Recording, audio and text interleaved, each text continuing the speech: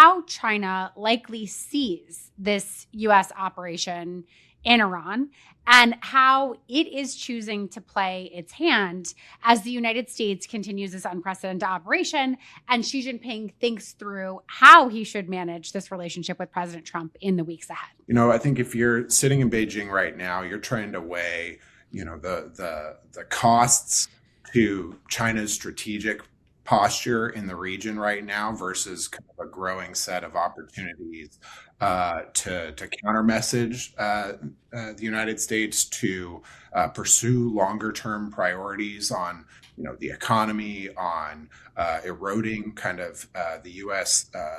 Posture in the international order.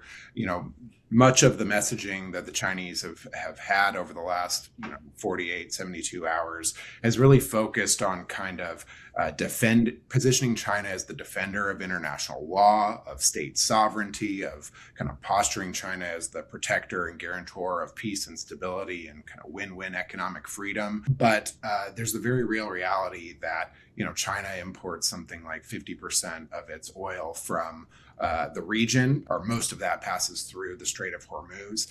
Its dependency on Iranian oil is pretty limited in terms of kind of roughly 10 to 11% of its overall imports. But, depending on how long the strait is closed, the options for diversification are limited. But, if you're at home, you're looking at the Chinese economy that's also facing frontal war by U.S. tariff policy for much of the last 14 months.